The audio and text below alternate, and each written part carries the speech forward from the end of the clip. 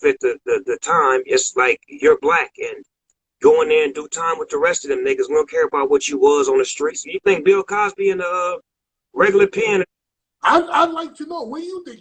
fit the time, it's like you're black and go in there and do time with the rest of them niggas. We don't care about what you was on the streets. You think Bill Cosby in the regular pen I'd like to know, where do you think he's at? Where that motherfucker in there with regular people, man. What was Jeffrey Epstein? Was he with the regular people? I think he was with the regular people. He was with the regular people. That's how he killed himself. He was in the regular Metropolitan Federal Penitentiary or whatever holding thing that they had there. That's how he killed himself. Where they underpaid, where the guards don't care, where anything can happen. That's how Cuz killed himself or got killed. Yeah, I think it's more got killed. I think somebody laid him down, but that's a story for another time. People, if you're just tuning in, we're talking to Snoop Dogg every night, 7 p.m. Eastern, 4 Pacific. I go live, current events, news, advice, topics, and of course, celebrity interviews with Snoop Dogg. If you have not followed me yet, follow me, and you can see who I'm going to have every night. Tomorrow's the cast of Ballers, Wednesday, Little John, Thursday, Throwback Thursday with Roxanne Shante, Friday, Ludacris, and Saturday, Jarrell Jerome from the Netflix series When They See Us. Let's talk about Death Row. Hey, Scoop.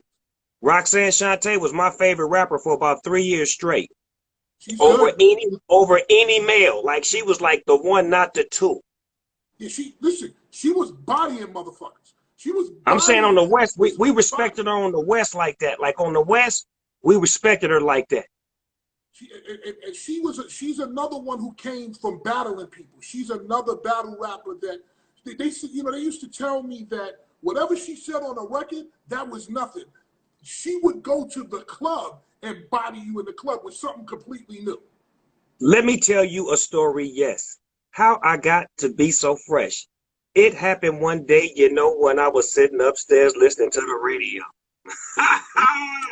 She was dope.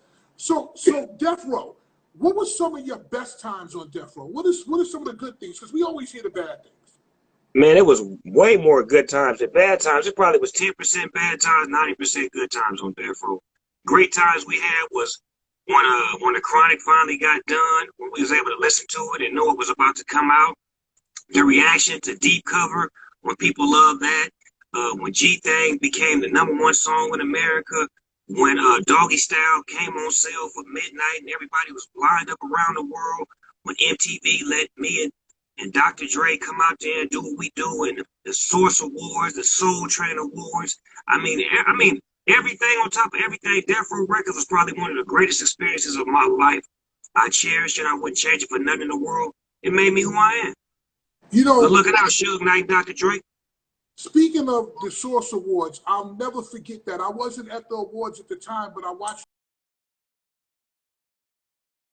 on television. And it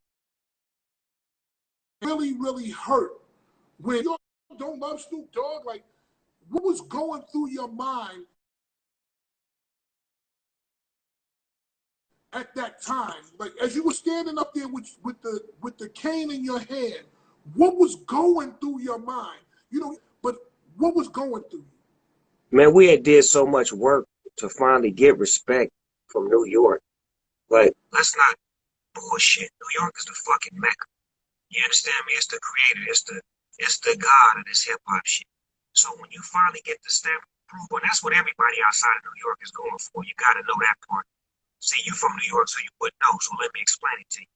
Every fucking rapper that ain't from New York, dream is to impress New York niggas. Because New York is the epitome of rap. They're the standard. They're the lawmakers. They're the ones who put it all in effect, who made this shit official like a referee with a whistle. So at that point in time, we had finally got to the point to where New York not only respected us, but they feared us.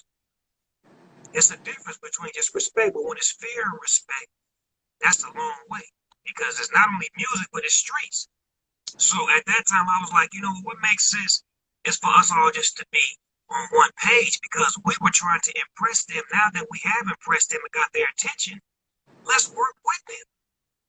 But other people that I was with didn't really want to fuck with them like I wanted to fuck with them. That's why I had to speak my mind and say what I've said, because I felt that we had done too much work to get New York to love us, to throw it all away behind a comment. Right, right. If that makes sense. Oh, there it is. Snoop's voice, Snoop's sound is back. For some reason, your sound was kind of crazy for a second. I always heard rumors that you were the reason that Tupac wound up on death row. Is that true? That's the exact. That's the exact reason why. Tupac was locked up in New York, and you know, certain things I didn't need to hear about his situation. So I was like, you know what? I reached out to Suge and was like, Suge, we need to get Cuz out of there and put him with us because first of all, he one of us.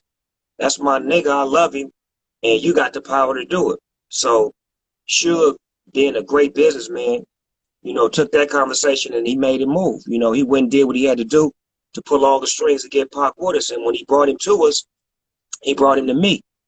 And that's when we put him on Daz. And we told Daz, look, don't worry about my record. It's all about Tupac. Give Tupac all of the heat. Daz and Tupac locked up on that heat. Tupac came out to my house in Claremont. He used to go to court with me every day in the back of my Rolls Royce. We used to ride to court.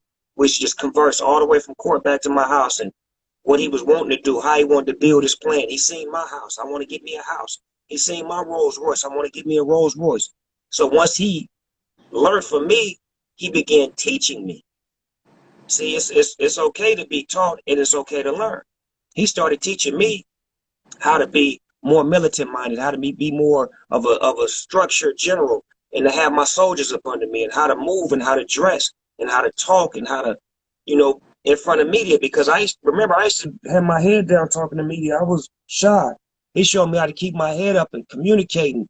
It's certain things that he taught me that you wouldn't know if I didn't tell you. And I'm telling you, he taught as well as he learned, and I learned as well as I taught.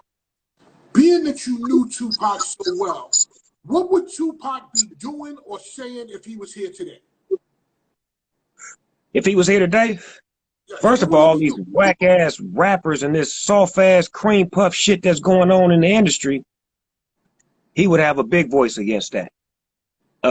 Sort of kind of like what I'm doing, but I just don't have time to get involved so much. But he would make it a must to abolish all of that weak shit because he's one that really understands and respects hip hop for the culture and what it was built on and what it was built for. So he definitely would have a voice against that. And then all of this police brutality, he would probably have more records that make sense now, like he has those old records that make sense now, that speak to it. And now people would have to hear him and say that he's not just some young thug, but he's a young black man speaking truth to something that's always been there. And it's our fault, and we need to apologize for us coming at him wrong for saying something that was right, just like the NFL has to apologize to Colin Kaepernick for the same reason, because I'm speaking on something that's a fact, and you banning me because I'm speaking truth because you don't see what I'm saying. But when the footage comes out, then are you going to apologize, or are you going to say, that's just one incident? No, that's just one incident that's caught on camera. How about the hundreds of thousands of incidents that ain't caught on camera? What do you think Tupac would have said about the coronavirus? You know, well, you know. He would have said it was a conspiracy, that it was a pandemic, that it's a man-made thing to try to control what we control. Right. Do you think he would have been out in the streets protesting? Off the top, off the rippy tippy top. If I was protesting in 92, 429, 92, the day the niggas took over in LA, frontlining, I can't say who was out there with me because I don't want to tell nobody, but I damn sure was out there getting mine in. And you know what I'm saying, the whole hip hop community and real life community was getting it in. So from there to now, definitely. Who is the rapper to you in today's world that has the energy like Tupac? Is there any rapper that has Tupac energy?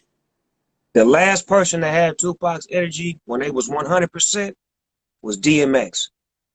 He had that nigga's energy fully. Like when he was DMX, the motherfucker, when he was on stage praying and crying, when he was that thing, the whole thing, that was Tupac, the rebirth. And I seen it with my own two eyes, like performing with DMX and watching how he took over the crowd and watching how he was so passionate about his music and his people and his movement. And that is the spirit that Tupac embodied. Back to the road, because I want to just ask a couple of questions before I get to doggy style. Was it bad as we all heard it was? Employees getting beat up, office terrorized. I saw a trailer for a reality show that Suge had where like kids were getting beat up.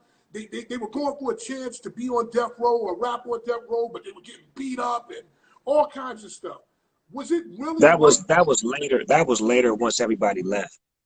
When everybody was there, that kind of shit was never happening. You're dealing with too many gangsters for niggas to be getting slapped upside the head. That shit was never gonna happen. First of all, everybody in there was gangsters, so it wasn't no weenies in there. There was a couple of R&B niggas that was weenies, but as far as the rappers wasn't having that shit. Wasn't no rappers getting slapped upside of the head. That shit happened after when everybody left and people was trying to get on the roll, and this was some of the things some of the tactics that they were using to try to get people over there, and buying into the fact that some of those incidents did happen, but never them against artists. It was somebody versus somebody. It was never like Suge just whooping on an artist like that. That wasn't his forte. It had to be a reason for Suge Knight to put his hands on it.